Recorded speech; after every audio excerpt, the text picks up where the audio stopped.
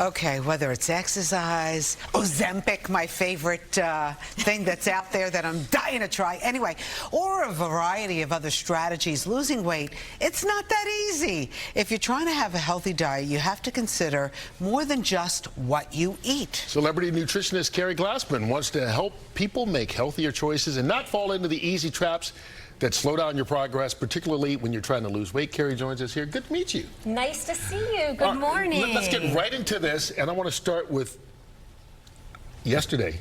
I get prepared for this segment. Yeah, what'd you do? I was sitting down, I had some chicken and hummus, and I opened it up, and the first thing says, hummus is not so good for you. No, well, I want to make the point. It's not that it's not good for you. I happen to love hummus, and it is loaded with a lot of healthy nutrients.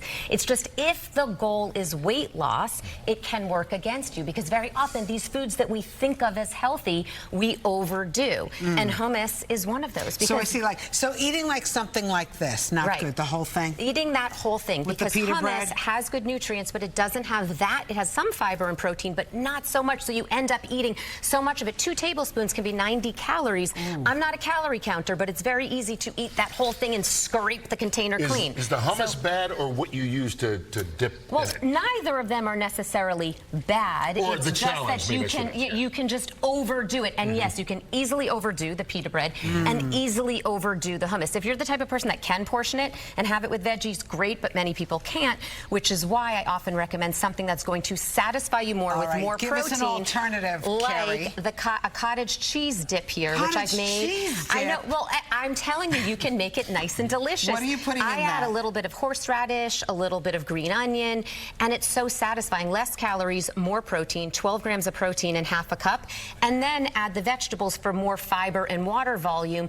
It's going to fill you up and definitely help you more, again, if the goal is weight loss. All right, let's talk about fruit. Okay, so fruit. This is one that people really fall into this trap of dried fruit and drinking their juice, right? Because when you drink your calories, I've been saying this for so many years, it doesn't fill you up, it doesn't signal your body to get full, so we often overconsume.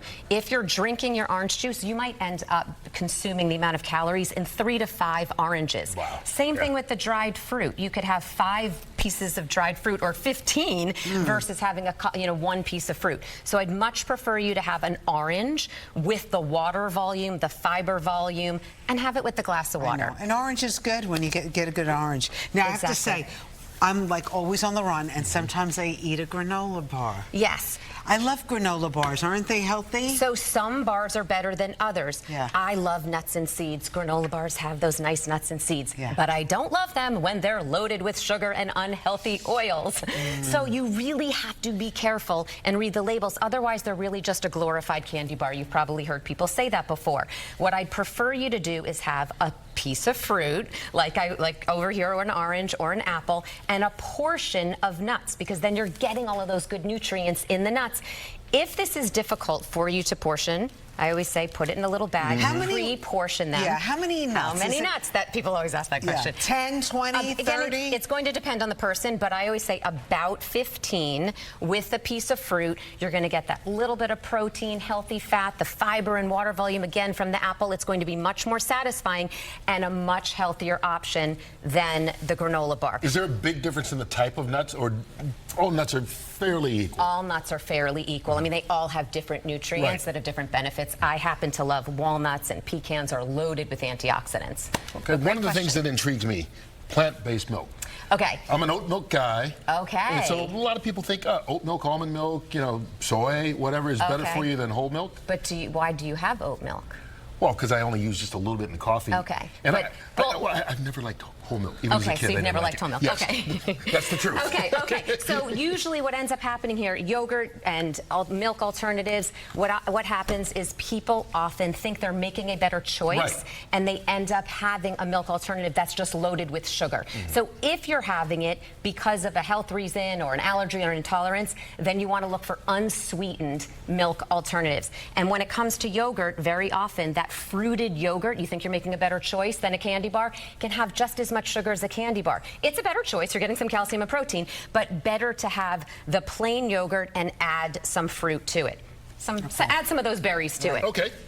Cereal. Okay. So when it Cereal. comes to cereal, so Yeah. cereal is just, I mean, it's kind of like the hummus, I know. right? You have to eat such a small portion to not overdo it, and you're not full and satisfied. It doesn't have the protein that you really need at breakfast to keep you satisfied throughout the morning. I mean, I got that Special K with the chocolate bits in there. Oh, no. With the chocolate Let's get rid of that. Let's get rid of that. We want some, So we want good. some protein Once and it says fiber in chocolate the bits, morning. chances are. Yes, but also it's not going to satisfy you. You're going to overconsume it. Much Yes, better to have true. something like eggs with some fruit, so you're getting a nice combination of that protein and the fiber and antioxidants. It'll keep you much more satisfied through the morning. And here's one that kind of surprises me that's on the okay list. Yes. As long as you don't overdo it, cheese. So cheese is one of those things that quantity and quality plays a really big role. Many people have way too much, so they have way too big of a quantity. They have it in their omelet in the morning. They have it in a salad, and they have processed cheese, which is loaded with unhealthy chemicals.